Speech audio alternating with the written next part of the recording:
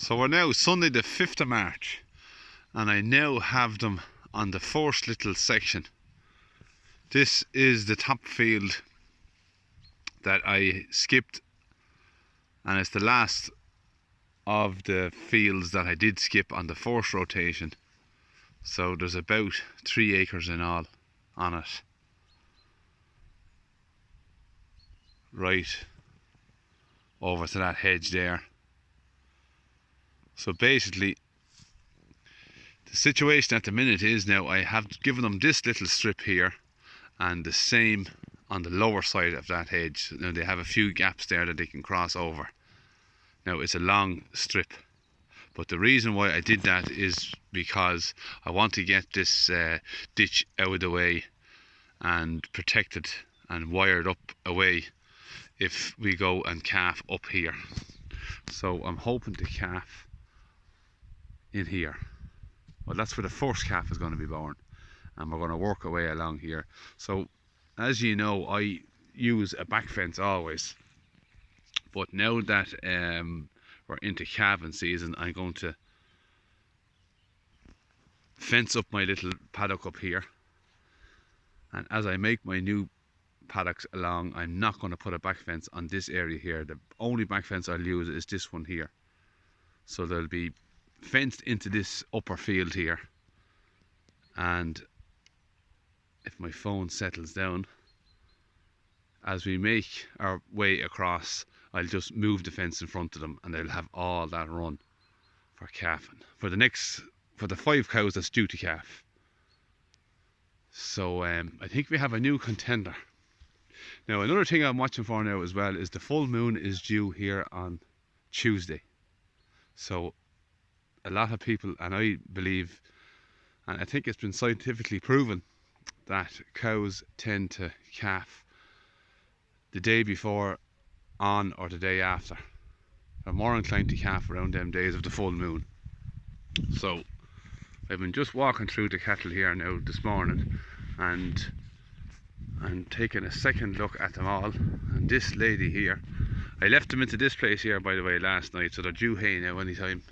I should go and get a bale. But this lady here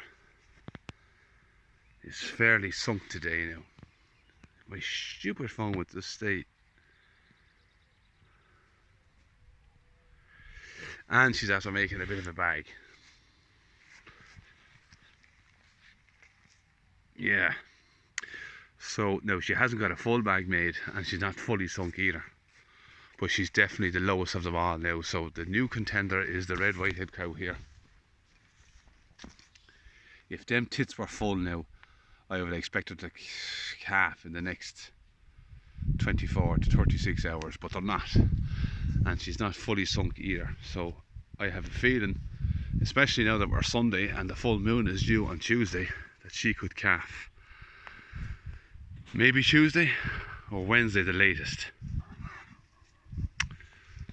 So that's my bet anyhow.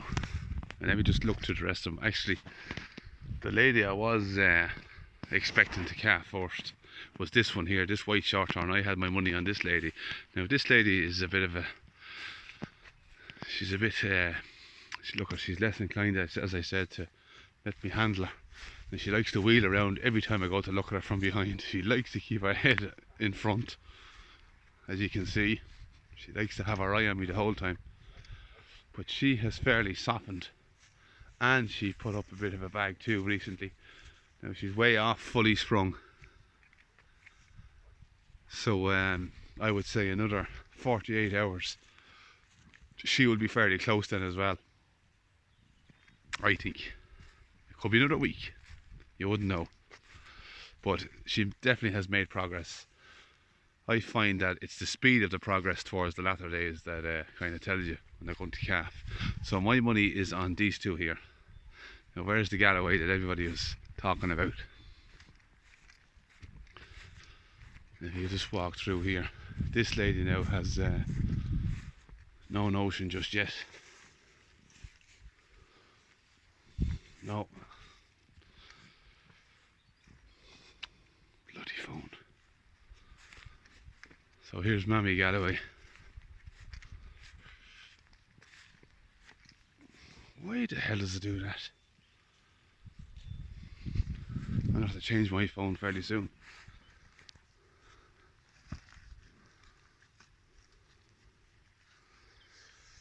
Yeah. But she has a nice bit of a bag on her. Let me just move that tail out of the way. But she has a good bag naturally. No, I would say that this lady is not going to calf for another week at least.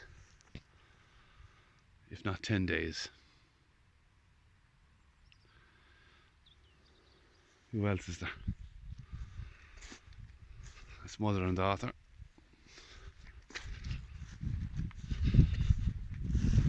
No, she's no intentions either. But she's not amazingly far off either. And then them two are nowhere close. So this is, yeah, so that is the situation with the cattle. When they get really close, I'm going to have them calf in here, as I said. And if there's one sick calving, I'll probably move her in on her own and give her some privacy. And then I'll give up the back fences then for a while. So yeah, there's nothing else strange or new I think at the minute. No, there's not. Now I didn't bring hay for these ladies now because I gave them a good bit of grass yesterday.